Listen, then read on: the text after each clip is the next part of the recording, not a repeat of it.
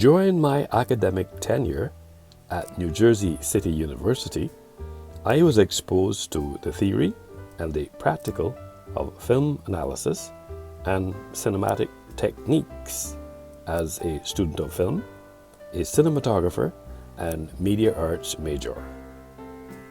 The aforesaid description can be categorized as a testimony which qualifies me to tightly frame and control this intellectual conversation when the sun meets culture. At the outset, this intellectual conversation when the sun meets culture is not only a theoretical expression, but a thought which was existing coupled together, and an idea that underpins the citing of physical and concrete existence. The more that I analyze this construct in this space, I decided to metaphorically, through my lens as an author, licensed cultural practitioner, and media arts specialist, navigate this conversation through several different camera angles, because these cinematic techniques allowed for greater detail. Now that I have established context, let's put things in perspective by introducing the annals of history as a reference tool to underscore the fact that since earliest times, people in all parts of the world have observed the position of the sun and its rising and setting throughout the year. Therefore, this analysis imputes that there's nothing new under the sun, an expression consistent with Ecclesiastes 1:9 captured in the Bible. Many cultures have created solar calendars to govern such things as the planting of crops and the timing of religious festivals. They have also given the sun a major place in their mythologies, often as a deity, and it's for these reasons culture plays a role in lighting appreciation, according to Thomas J. Campanella. In this dispensation, crop growth and yield are strongly affected by sunlight, temperature, and growing season's precipitation. From a farmer's perspective, temperature and water availability are the two most important environmental factors that affect crop production. In addition, solar radiation is also essential for plant growth. Plant leaves absorb sunlight and use it as the energy source for photosynthesis.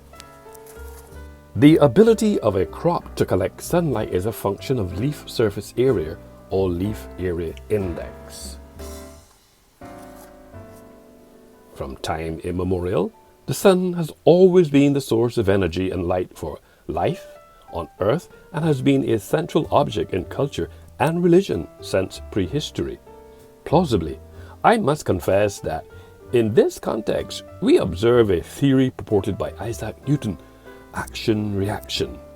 Since it forced ritual solar worship has given rise to solar deities in theistic traditions throughout the world, and solar symbolism is obnoxious. Further, at the summer solstice, the sun is at its highest point in the sky. Many ancient cultures mark this date as significant, and the concept of sun worship is one nearly as old as mankind itself. In societies that were primarily agricultural and dependent on the sun for life and sustenance, it is no surprise that the sun was regarded as a god. Conversely, while many people today might take the day to grill out, go to the beach, or work on their tans, for our ancestors, the summer solstice was a time for great spiritual import, according to Patty Wigginton. Recorded in the book of Deuteronomy 4:19, unless you lift up your eyes to heaven, and when you see the sun and the moon and the stars, even all the hosts of heaven should be driven to worship them and serve them which the Lord your God has divided to all nations under the whole heaven. Also recorded in the book of 2 Kings 23:11. In the Bible, he did away with the horses which the kings of Judah had given to the sun at the entrance of the house of the Lord by the chamber of Nathan-melech the official, which in the precincts, and he burned the chariots of the sun with fire.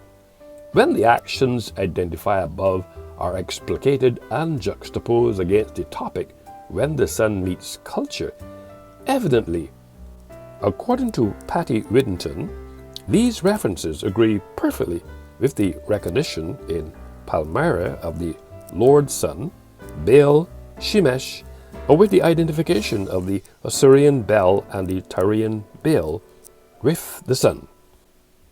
In the scheme of things, apart from its immediate connection to light and warmth, the sun is also important in timekeeping as the main indicator of the day and the year. For example, sundials had been used for timekeeping since ancient Egypt. Ancient dials were notice-based and straight hour lines that indicated unequal hours, also called temporary hours, that varied with the seasons. Every day was divided into 12 equal segments, regardless of the time of year. Thus, hours were shorter in winter and longer in summer. Of note, the sun is referenced as a big ball of gas and plasma. Most of the gas, 91%, is hydrogen. It is converted into energy in the sun's core. The energy moves outward through the interior layers into the sun's atmosphere and is released into the solar system as heat and light, according to Tim Sharp. Sunlight is a portion of the electromagnetic radiation given off by the sun, in particular infrared, visible, and ultraviolet light. On Earth, sunlight is scattered and filtered through Earth's atmosphere and is obvious as daylight when the sun is above the horizon. When direct solar radiation is not blocked by clouds, it is experienced as sunshine, a combination of bright light and radiant heat. When blocked by clouds or reflected off other objects, sunlight is diffused. Daylighting is the oldest method of interior lighting. Daylighting is simply designing a space to use as much natural light as possible. This decreases energy consumption and costs and requires less heating and cooling from the building. Daylighting has also been proven to have positive effects on patients in hospitals as well as work and school performances. It should be noted that within the precincts of cinematography, the lighting techniques used in the early cinema of the late 1890s and the first years of the 20th century were astonishingly primitive in comparison with those used in still photography. Filmmakers of that era did not adopt the range of artificial lighting that was already standard equipment in photographic studios and widely used by photographers to enhance the aesthetic appearance of their work. Instead, filmmakers relied almost entirely on bright daylight. For this reason, when films were not shot on location, they were filmed on rooftop sets or else in studios built with either an open-air design or a glass roof. Impressionists got its start when several painters began using more natural methods of lighting their work and looking at the world with freshness and immediacy. When all the rainbow colors are mixed, what do you get? Most generally, polychromatic light. The exact color depends on the relative strengths of the rainbow colors you are combining. If you combine them in the same proportions as in sunlight. However, in the context, when the proverbial dust is settled, the sun is essentially all colors mixed together, which appear to our eyes as white. This is easy to see in pictures taken from space. Rainbows are light from the sun, separated into its colors, each color in the rainbow: red, orange, yellow, green, blue, and violet. Has a different wavelength. Red is the longest and blue is the shortest. The Sun is the star in the center of our solar system. It is a yellow dwarf star. It gives off energy as light that includes light infrared energy, ultraviolet light, and radio waves. It also gives off a stream of particles which reaches Earth as solar wind. The source of all this energy is nuclear fusion. Nuclear fusion is the reaction in the star which turns hydrogen into helium and makes huge amounts of energy. Sunlight is used in photosynthesis along with carbon dioxide to make oxygen and sugars. The Egyptian peoples honored Ra, the sun god. For people in ancient Egypt, the sun was a source of life. It was power and energy, light and warmth. It was what made the crops grow each season. So, it's no surprise that the cult of Ra had immense power and was widespread. Ra was the ruler of the heavens. As time went by, Ra became connected to the sun's presence all day long. Sunlight is also a major part of the abiotic conditions in an ecosystem. Temperature and light are examples of abiotic factors that are linked together, as the amount of sunlight an area gets impacts the ambient temperature in that region. The temperature of both the ambient air and bodies of water in a region impacts how plants, animals, and humans can survive in an ecosystem. Increases and decreases in temperature impact how organisms develop, impacting the metabolic rate of the organism in question. Living organisms have different ranges of temperatures they can live within, and most animals cannot live at the extreme ends of the temperature gauge. Organisms capable of living in extremely cold or extremely hot environments are referred to as extremophiles.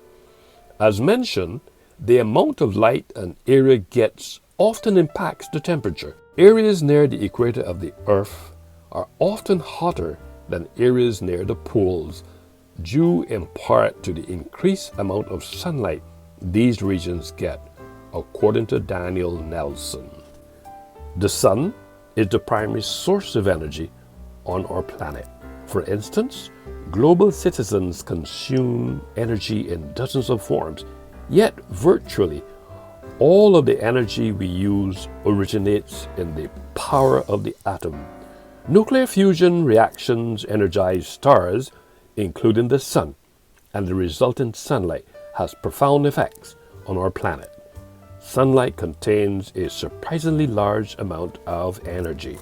Above infrared in frequency comes visible light.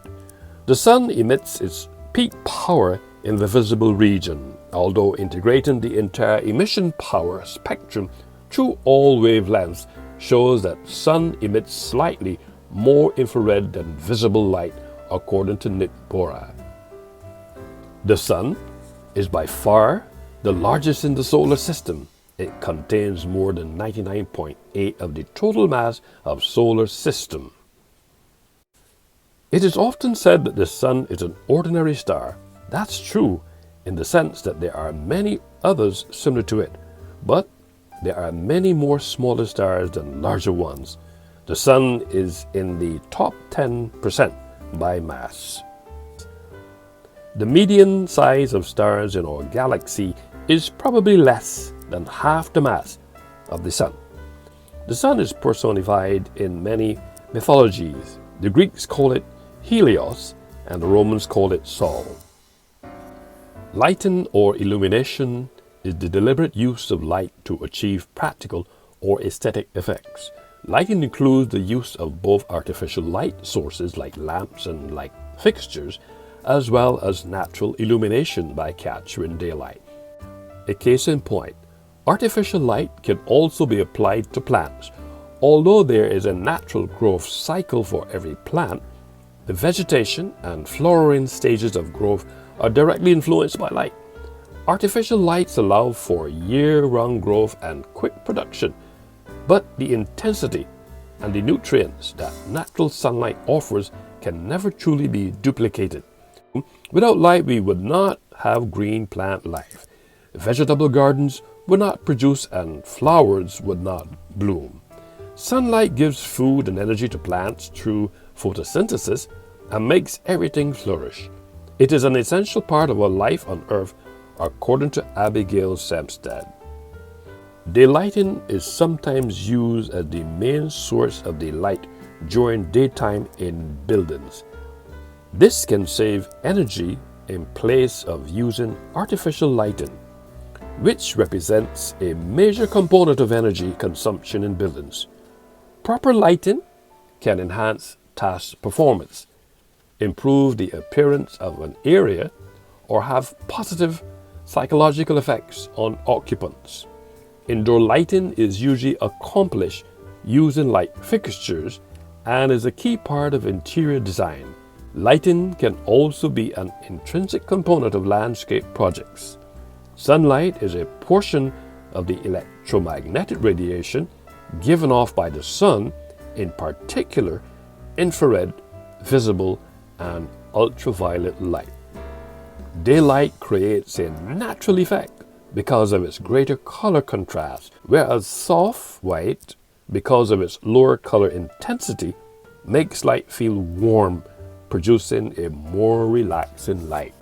The color temperature is a characteristic of visible light that has important applications in lighting, photography, videography, publishing, manufacturing, astrophysics, horticulture, and other fields. It is because of my academic tenure at New Jersey City University, I was exposed to the theory and the practical of film analysis and cinematic techniques as a student of film, a cinematographer, and media arts major, which qualifies me to tightly frame and control this intellectual conversation.